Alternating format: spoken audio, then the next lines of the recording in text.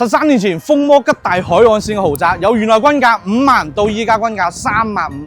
我哋一齊喺13年後嘅今天睇下佢可唔可以再次撫我哋嘅身。豪宅嘅奢華從你嘅電梯廳已經開始，乘坐玫瑰金不鏽鋼材質嘅日立電梯，外加砂硬雕塑大理石板包圍嘅電梯，處處透露住奢華。推開黑檀實木雙開門，就嚟到你252平嘅海景大平層，大門嘅細節都不可忽略啊！黑檀實木加鉑金，再加不鏽鋼防火防盜。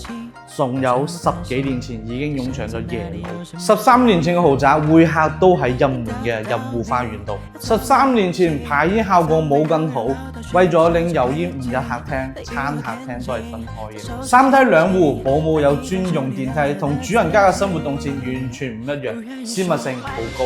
係咪每一個海景豪宅佢保姆間都係10蚊嘅海景套房呢？中式皇家建築嘅風格喺呢道門已經有體現啦。咁入到嚟就係我哋近40平嘅一個客廳。冇睇呢度係有啲發黃喎，喺個發展章咧塗咗防水漆。咁通過我哋嘅大廳嚟到嘅就係8米嘅海浪形嘅陽台，呢度對出去就係我哋一線無遮擋嘅海景。前面澳門人工島以及通往香港嘅港珠澳大橋都係你客廳嘅風景畫。喺呢度有冇感覺海浪拍住你嘅陽台，天空隨手可摸？呢度係南北都係無遮擋海景嘅豪宅。咁40個平嘅主人房，碩大嘅衛生間、衣帽間，裝下你一天嘅疲憊以及光鮮亮麗嘅裝扮。住喺呢度，海嘅寧靜洗去你一身疲憊。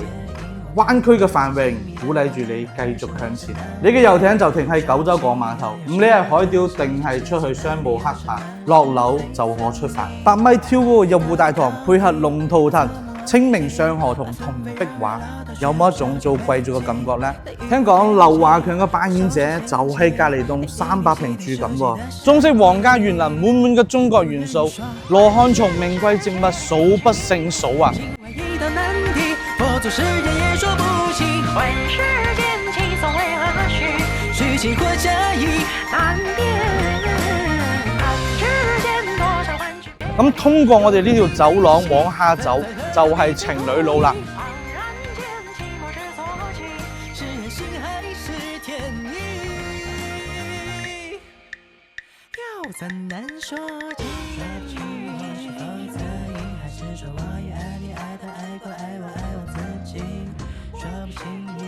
為你健康保駕護航嘅係7公里內嘅廣東省中醫院、人民醫院以及中大5院。樓睇晒啦，如果你係對中國皇家建築嘅風格情有獨鍾，並且對海景有執着嘅話呢，我覺得呢度可以成為你嘅一個選擇。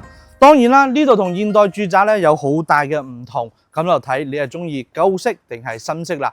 我係睇慣珠海新樓盤嘅肥堅，我哋下期再見啦，拜拜。肥堅揀樓，殺財就手。